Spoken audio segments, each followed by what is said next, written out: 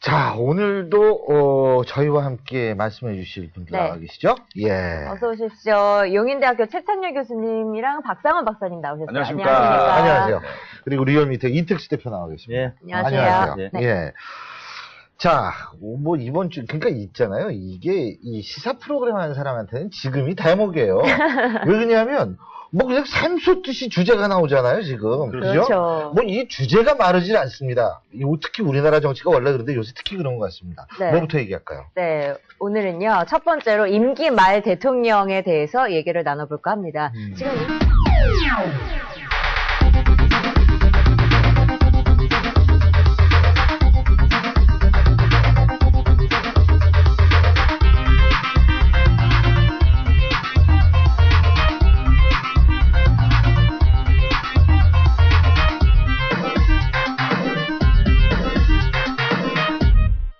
지금 이명박 대통령 임기 말이잖아요. 네. 그래서 뭐 힘이 하나도 없다 이런 말. 레임덕 항상 얘기가 나오는 건데 네. 그 레임덕 얘기에 대해서 어떻게 생각하세요? 정권 교체라든지 뭐 측근 비리 항상 나오는 건데 이런 경향 어떻게 보십니까? 저는 요즘 이런 생각을 하는 게 소위 이름하여 87년 체제, 현행헌법. 따라 이제 5년 단임제 대통령을 우리가 몇 분 모셨죠? 신유 교수님. 한 5분. 그렇죠. 네, 네. 모셨는데 5분의 끝이 다 안 좋았잖아요. 네. 그죠? 아직은 안 끝났어요. 아직 뭐 지금도 안 좋고 있잖아요. 지금도 안 좋고 내곡도 있으니까. 예. 그다음에 뭐 지금 이제 MB의 아드님, 사모님, 영부인, 네. 형님, 형수님 다 특검에 그렇죠. 분리된 판이니까 뭐 좋다고 얘기할 수는 절대 없는 것이겠죠. 이 문제가 처음에는 뭐 대통령 개인의 어떤 도덕성 내지 주변 관리의 잘못일까라고 생각했는데 점점 갈수록 이게 반복된다면 구조의 문제가 아니냐 이게. 구조의 문제. 5년 단임제 대통령제에서 이거는 피해갈 수 없는 어떤 숙명 같은 거 아니냐라는 생각이 좀 들어요. 왜냐하면 쉽게 생각하면 미국은 4년 중임제를 하잖아요. 그러면 4년의 중간평가를 해야 되기 때문에 뭐 그런 걸 할 수가 없잖아요. 예를 들어 주변 관리를 철저히 할 수밖에 없고 만약에 뭐 이런 게 터진다면 재선은 불가능한 거 아닙니까? 네. 거기다가 중간에 4년 임기 중간에 지방선거 같은 게 있기 때문에 또 평가를 받지 않습니까? 그러니까 이게 5년 단임제 87년 체제의 5년 단임제의 어떤 구조적 결함일 수도 있다 이게. 뭐 저는 그런 생각을 얼핏 해봤습니다. 네. 5년 단임제의 구조적 측면이 분명히 있어요. 근데 거기다 더 중요한 거는요. 너무 대통령의 권力집중돼 있다는 겁니다. 왜냐면은 4년 중임제도 레임덕은 분명히 옵니다. 재선되는 순간 레임덕이에요. 그렇게 따지면. 네. 그리고 우리나라 성격상 그렇죠. 바로 레임덕이죠. 성격들이 그리고 이제 급하니까. 4년 이제 초선 때는 이제 뭐 4년 후에 재선도 돼야 되고 그러니까 뭐 주변 관리도 하고 이러니까 그런 5년 단임의 폐해는 방지할 수 있습니다만 또 재선도 마찬가지고 또 하나 우리나라도 뭐 중간에 중간평가 선거에 지방선거 같은 것도 있거든요. 네. 그래서 기본적으로 우리나라 대통령제가 너무 지나치게 권력이 집중되어 있습니다. 오늘 재왕조 대통령제라는 얘기를 하는데 원래 재왕조 대통령은 이런 것들 얘기하는 것들은 아니었어요. 그러나 아무튼 이제 지금 좀 덜해졌지만 의회 기능이 대단히 약하고 특히 이제 재왕조 대통령이라는 거는 여대 야소일 경우에 그리고 공천권을 대통령이 가지고 있을 경우, 즉 대통령이면서 집권당의 총재일 경우가 있었어요. 그런 것들이 재왕조 대통령 아닙니까? 다시 말하면 청와대에 앉아가지고 국회를 지배하는 격이 되는 거죠. 공천권 갖고 있고 그것도 집권당이 과반을 넘고. 그러니까 지금은 그런 건 아니니까 엄밀하게 말하면 재왕조 대통령이라는 말은 약간 틀린 말은 있습니다. 어쨌든 기본적으로 재왕조 대통령제라는 것이 대통령이 너무 권력이 많다라는 거잖아요. 그래서 그 4년 중임제도 뭐 대안이 될 수 있다고 좀 봅니다. 근데 그것 플러스 어떤 분권형이 없으면 그것이 이원 집정부제가 됐건 내각제적인 성격이 됐건 어떤 형태로든 간에 그 대통령의 권력을 분산시켜주지 않으면 이런 형태는 계속 나타나리라고 봅니다. 왜냐하면 우리나라 대통령들하고 그렇게 도덕성이 유난히 다른 나라 그 지도자들에 비해서 떨어진다고 볼 수 없는 거거든요. 과거에 쿠데타 일으킬 때 우리나라 육사 나온 사람들은 유난히 저기 육사에서 교육할 때 너는 꼭 정치 개입해서 대통령 되라라고 교육은 안 했을 거 아니에요. 그렇죠. 미국이나 뭐 웨스트포인트나 영국의 육사들은 다들 애들이 거기 들어간 그 생도들이 다 정치적 중립 이런 도덕성이 탁월해서 쿠데타가 아니라는 건 아니고 구조의 문제였단 말이에요. 그래서 어떤 뭐 그런 시민적인 공감대가 있으니까 어떤 대통령 권력을 좀 분산시켜주는 것은 반드시 필요할 것 같다는 생각이 듭니다. 그 서울대 조국 교수님이라고 계시잖아요. 그분이 정치 근육 얘기 있었습니다. 과거에 출마 얘기가 있으니까 본인은 정치 근육이 없어서 정치할 준비가 안 돼 있다. 근데 정치 근육이라는 게 뭔가 움직이는 거기도 하지만 또 맷집이거든요. 네. 우리나라 정치인 혹은 대통령은 맷집이 좋아야 될 것 같아요. 왜냐하면 국민들이 어떤 불행한 일이 터졌을 때 개인적인 일이건 아니면 국가적인 일이건 다 대통령 탓으로 돌리는 경향성이 있습니다. 가령 지난 5년 전 무렵에 그 이명박 당선자 시절이었는데 그때 남대문이 숭례문이 네. 예, 다 소진됐죠. 그래가지고 일반 유권자들은 당시 대통령이 노무현 대통령임에도 불구하고 노무현 대통령 지지율은 별 빠지지 않고 이명박 당선자의 국정수행 전망이 빠졌습니다. 그러니까 이게 대통령을 잘못 뽑아서 그런 것인가? 뭐 이런 식으로 누군가한테는 책임을 돌리고자 하는 어떤 그런 마음들이 있거든요. 대통령 지지도라는 게 이게 객관적인 어떤 측정치가 아니라 저희가 전화해서 지금 대통령이 잘하고 있다고 생각하십니까? 라고 질문하거든요. 그럼 뭐 매우 잘한다, 잘하는 편이다. 그 두 가지를 지지도라고 우리가 칭하는데요. 이제 긍정평가죠.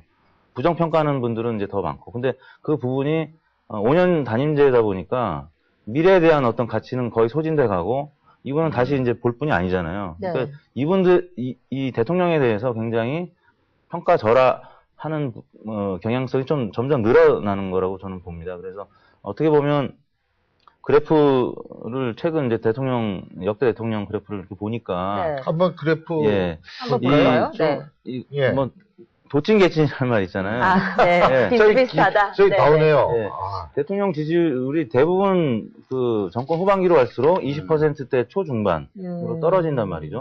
뭐 노무현 대통령이 평균적인 지지율이 좀 낮았는지는 모르겠는데 막판에서는 많이 올랐잖아요. 네, 많이 또 지금 올랐어요. 화면에 나오고 있죠. 네.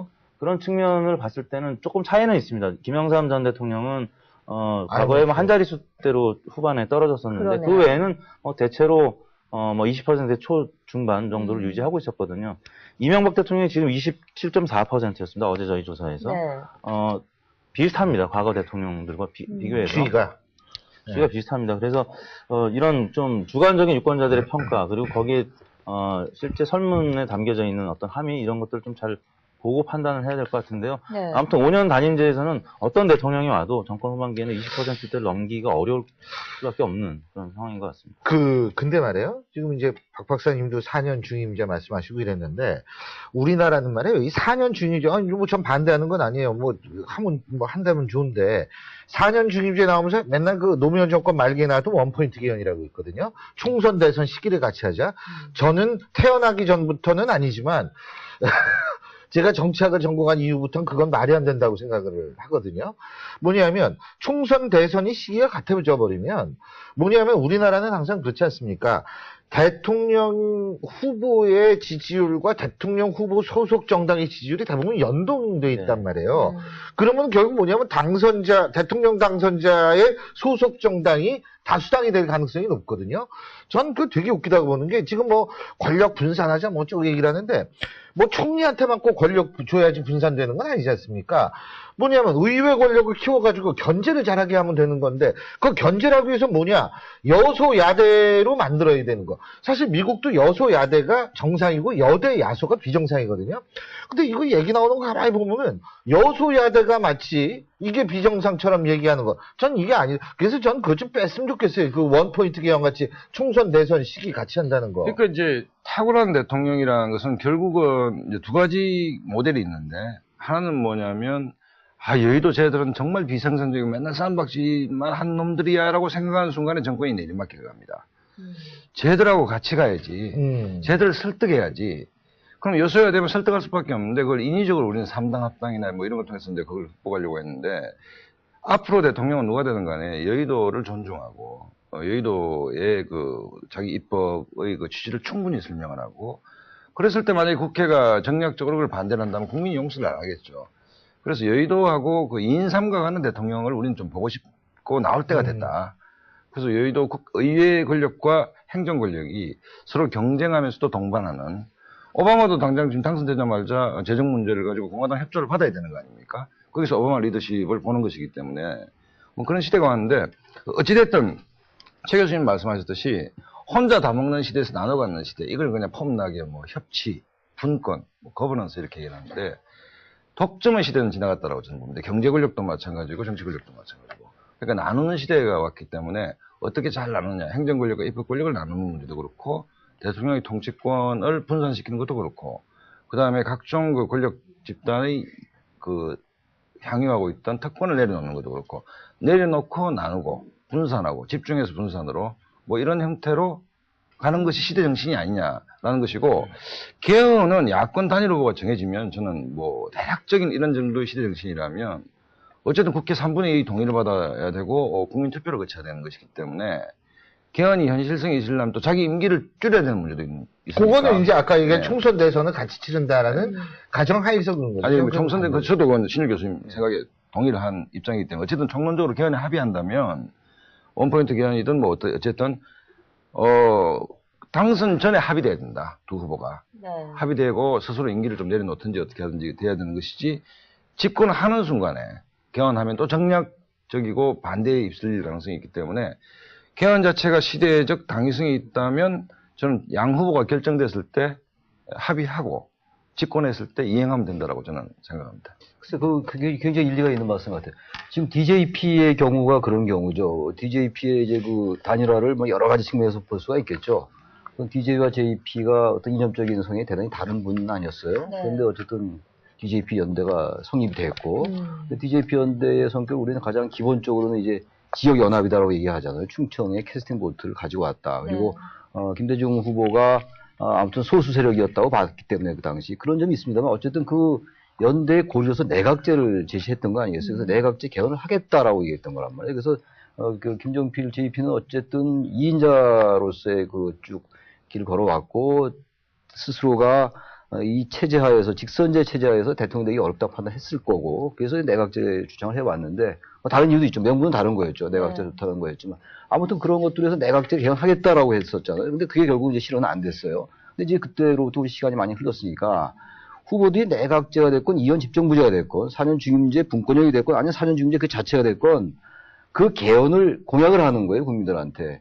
지금 대선 얼마 안 남고 개헌을 가지고 막 논의를 한다는 건 정말 그건 타당성이 없는 거 아니겠어요? 그러니까 개헌을 공약을 해서 내가 되면 이렇게 개헌을 하겠다. 그러니까 개헌을 이제 임기가 시작되면 그때부터 개헌을 논의하겠다가 아니라 개헌을 한다. 라고 공약을 하는 거예요. 그 DJP처럼 내각제를 하겠다라고 했듯이. 그렇다면 지금 여러 가지 지금 우리 대통령제 문제점이 많이 노정이 됐으니까 거기에 대해서 어떤 형태로 손을 봐야 되겠다라는 것들이 정치권도 그렇고 많은 사람들이 공감을 갖고 있단 말이에요. 그것들 또 논의하기 시작하면 임기 초에 또 그게 다 블랙홀이 돼버리니까 그것을 공약을 하면은 바로 이제 들어갈 수 있다라는 거죠. 더 좋은 거는 이제 양제 후보가 결정될 거 아니겠어요? 단일화가 된다고 본다면. 그 두 후보가 거기에서 논의해가지고 결정해서 공약을 내세우면은 개헌을 해결할 수 있지 않겠냐 생각이 들어요. 예. 알겠습니다. 그 여당 후보 지지율하고 임기 말 대통령 지지율, 아까 그래 보셨지만, 그래도 미세한 차이는 좀 있어요. 그 5년차 상반기 지지율을 보면, 당시에 그 김영삼 대통령하고 노무현 대통령이 좀 지지율이 안 좋았었습니다. 네. 5년차 상반기, 하반기에는 뭐 비슷했지만, 그런 차원에서 김영삼 대통령도 정권 교체를 허할 수밖에 없었고, 노무현 대통령도 마찬가지로 정권 뭐 심판론 때문에 정권을 빼앗겼죠. 지금 상황과 비교하면 이명박 대통령은 5년차 뭐 상반기 뭐 지금까지 거의 비슷합니다. 20% 중반을 계속 기록하고 있고요. 그래서 현재까지는 뭐 그다지 탈당 얘기도 적극적으로 나오지 않고. 근데 이제 내곡동 특검이 오늘 또 뉴스를 보니까 또 기한 연장을 특검에서 신청을 했더라고요. 예. 네. 청와대에서 이걸 받아들일지 여부는 아직 모르겠지만, 결국에 이 기소 여부, 또 기소의 내용에 따라서 박근혜 후보한테 미칠 영향이 아마 좌우될 것 같은데, 일단 청와대가 이걸 받아들이냐 안 받아들이냐도 굉장히 큰 영향을 미칠 것 같다는 생각이 들어요. 그러니까 이 내곡동 특검이 이명박 대통령이 탈당 안 한 대통령을 지금 눈앞에 두고 있긴 하지만 그게 변수가 될 것 같아요. 어떻게 전망하십니까? 특검 문제가 지금 저는 뭐 특검도 상당히 좀 부담을 가질 수밖에 없는 형국이다라고 보고, 어쨌든 뭐 MB 정부의 도덕성에는 뭐 사실 더 타격 입을 것도 없지만. 예, 아주 묘사가 적합하십니다. 뭐 어쨌든 그렇다고 가지는데, 아까 그 이택수 대표 말씀하셨듯이 사실은 대통령 선거라는 것은 그 전 정권에 대한 심판적 성격이 가장 큰 것이죠. 그래서 야권, 범야권에서 계속 주장하는 게 단일화의 명분으로 하는 게 정권 교체를 바라는 국민 60%가 넘는다는 것을 앵무새처럼 반복하고 있지 않습니까? 근데 이번 대선에서 가장 큰 특징은 뭐냐면, MB 정부의 이 실정에 대한 국민적 비판, 그 불길이 희한하게도 박근혜 후보한테 넘어가지 않고 있다는 겁니다. 쉽게 말해서 MB 정부가 실패할 수밖에 없었던 핵심적 이유 가운데 하나는 뭐냐면, 머릿수로 보면 거대한 집권당을 가지고 있음에도 불구하고 거의 절반은 야당 역할을 한 것이죠. 그러니까 박근혜 후보가 사실은 MB 정권 내내 야당 역할을 수행함으로써 그 책임론에서 피해가는 지점에 서 있는 것이 이번 대선의 굉장한 큰 특징이라고 저는 봅니다. 아니, 제가 예견을 하나 해볼까요? 특검 연장 말씀하셨죠, 아까. 네. 어떻게 할 것 같습니까? 제가 딱 예언할게요. 네. 청와대에서 일단 한번 딱 거부할 겁니다. 근데 묘한 게 뭐냐면, 내곡동 특검부터 특검 검사 임명할 때도 한번 거부했죠. 근데 그렇죠. 그 거부해도 소용이 없다라는 걸 잘 알고 거부를 하거든요. 이 사안이 자꾸 이렇게 좀 그럼 왜 이상한 그런 쪽으로 액션을 가요. 취하는 거예요? 바로 그걸 위해서 이제 과연 이명박 대통령의 의중은 무엇일까? 원래 현직 대통령은요, 어떤 사람 대통령 못 시킵니다. 근데 대통령은 파워가 있기 때문에 누구 안 된다라고 생각하면 안 시킬 수 있는 힘이 있습니다. 그 교수들이 그렇잖아요. 근데 제가 지금 재밌는 게 신율 교수님하고 최 교수님이 예. 굉장히 이제 박 씨가 학문적 깊이가 있으시죠. 전혀 그렇지. 아니 이게 이제 왜? 선수로서의 경험이 짧다고 딱 드러난 대목이 예. 뭐냐면 청와대는 권력기구입니다. 예. 이 사안은 대통령과 가족의 문제입니다. 예. 어느 참모가 그러면 대통령도 자신이 손가락에 가시는 굉장히 아픕니다. 아픈데 아파하고 고민하고 있는데 어느 참모는 뭐냐면 A를 선택하시렵니까? B를 선택하시렵니까?를 주는 게 그렇죠. 참모입니다. 근데 이 사안은 A, B를 못합니다. 저희들이 한번 막아보겠습니다. 이게 정답인 것이죠. 알아서 해봐. 그럼 일단 스태프들은 거부를 하는 것이죠. 이게 시스템이지. 어떤 의도가 있는 거 아니다. 의도가 있는 거 아니고 아하. 저희가 모시던 대통령의 가족의 특검을 받고 있는데 예. 연장을 받으셔야 됩니다. 이 괘씸죄 걸리죠. 제가 어쨌든 한번 막아보겠습니다. 이게 이쁘죠? 그렇지 않습니까? 받으시고 이제 이름이 잘리는 거죠.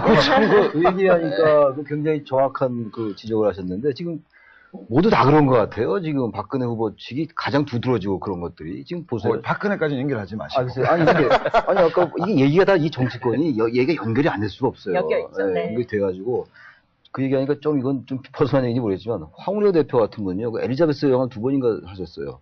근데 그런 건 우리 일반적인 정서자 하기 어렵잖아요. 그게 좀 하기 어려운 게 아니라 안 하잖아요. 황당한 얘기죠. 사실. 그리고 그래서 그런 화났습니다. 얘기를 하면은 좀 스스로가 약간 좀 비굴하게 느낄 때가 있어요. 이 사안은 아니더라도 내가 너무 아부하는구나. 그래서 못 한단 말이에요. 네. 근데 어쨌든 그런 것들이 대통령이나 권력자들도 뭐 좀 흔히 캠프에서 얘기하는 주군들한테 잘 얘기를 못 하는 것 같아요. 어떤 전략적인 부분 이렇게 하셔야 됩니다 하는데 내가 우리 후보가 생각하는 게 이게 아니라고 대체로 이게 알고들 있어요.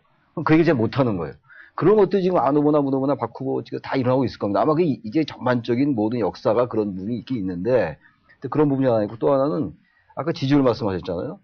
지금 20%대나 뭐 한 자릿수나 좀 별로 의미가 없다고 보는 게 이미 이 대통령의 지지율이 30%가 안 되잖아요. 권력의 추동력을 상실하는 겁니다. 그게 기본적으로. 이명박 대통령이 20몇 프로라는 것과 YS가 임기 말에는 6, 7%라는 게 별 차이가 없다는 거예요, 사실은. 마찬가지다. 마찬가지. 30%가 넘어야 그때 뭔가 이제 권력의 경제학을 말하면 수입이 있는 거죠.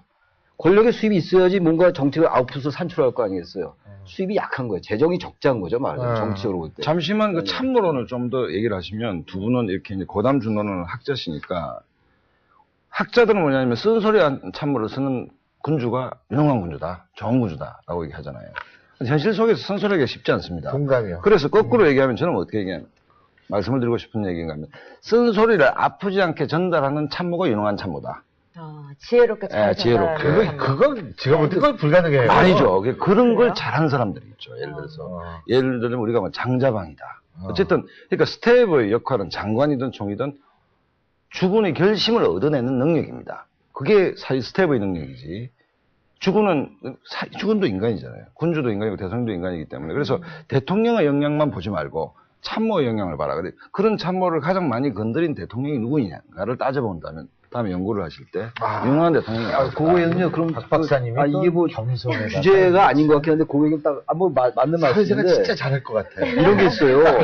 아니 그 참모 저도 옛날 참모 해봤는데 정치권에서 참모라는 걸 해봤는데 그 여러 가지 얘기들을 예를 들어서 바뀔 수 없는 부분이 있어요. 이른바 DNA가 있어요.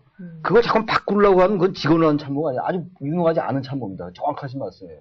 안 바뀌는 게 있거든요. 그걸 자꾸 바꿔야 된다. 안 되는데 그래도 그런 걸 잘 얘기를 할 때 아까 거스르지 않게 얘기하면서 그 결심을 얻어내는 능력이 있다 하더라도요. 네. 이 연민하지 않은 주군은요. 그걸 캐치를 못합니다. 결국은 자기 길을 가요. 그리고 자기 파멸을 위해 길을 가요. 그래서 결국은 여러 가지 참모와 어떤 그 지휘관의 둘 다 영역이 있는데 그래도 결국 최종적인 그 책임은 지휘관이 져야 돼요. 그렇죠. 그렇죠. 지휘관이 결정을 내리는 거기 때문에 교수님이니까 언론적인 말씀을 하시는데. 아니, 언론적인 얘기 아니라니까. 문고리 권력, 맞다니까. 문고리 권력 하잖아요.